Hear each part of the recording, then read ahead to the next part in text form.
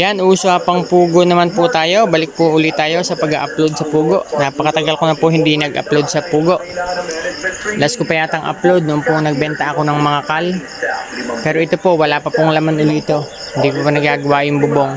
Nilagyan ko lamang itong tapat na ito dahil may bubong pa naman, kaya nilagyan ko.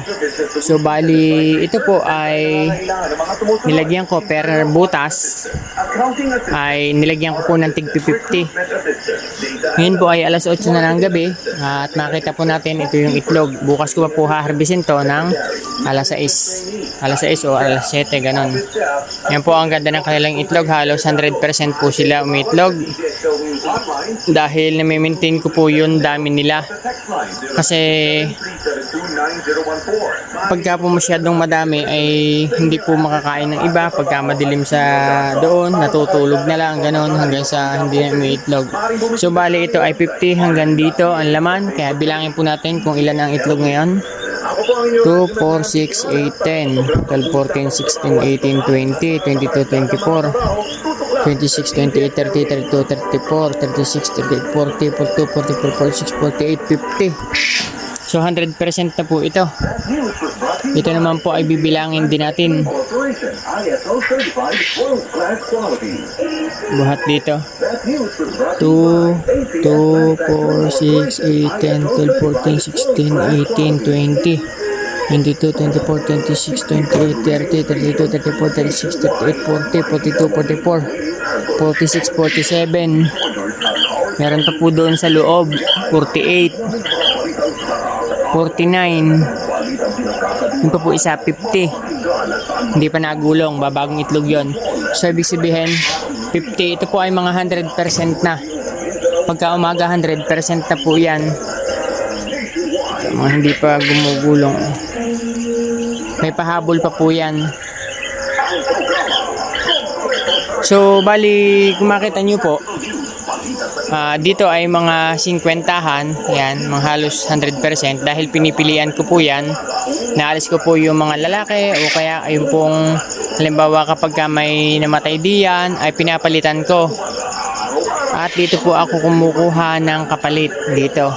Kaya ito po ay wala ng 50. 2, 4, 6, 8, 10, 12, 14, 16, 18, 20, 28, 30, 32, 34, 35 na lang po ang itlog. Ewan ko lang po bukas kung ito ay madadagdagan pa. Dahil kaya po nagkulang ay nakapili po ako diyan ng 7 lalaki doon kung saan saan. At pinaltan ko po, dito po ako kumuha ng pampalit, inilagay ko doon yung 7. Kaya nabawasan po yan.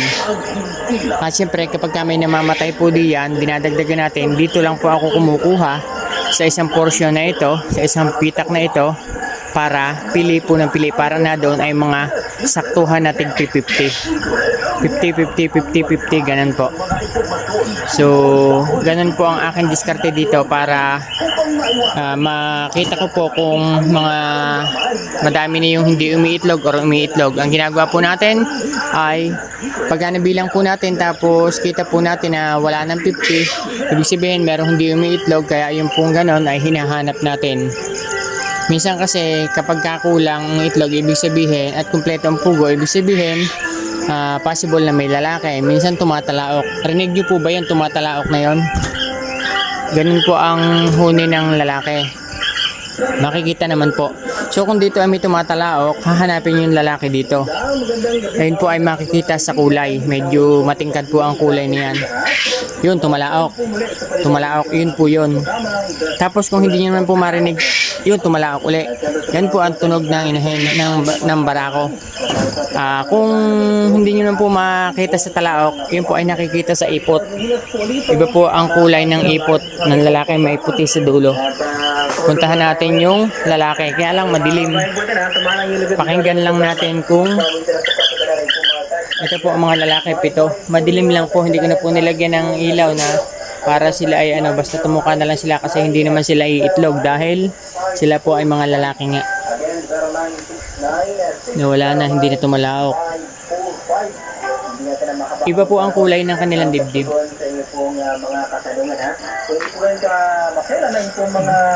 So bali may radyo po, yun, tumalaok.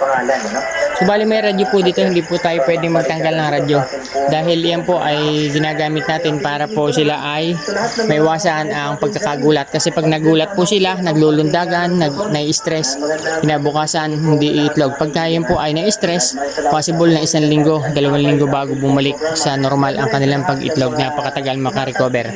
Kaya iniiwasan po natin ma-stress yan, kaya gumagamit po tayo ng radyo para po sila ay ma-immune sa ingay.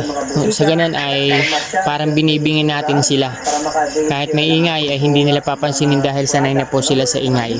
So yun lang po ang diskarte dito sa pagpupugo. Yun lang po, maraming salamat po. Happy farming everyone.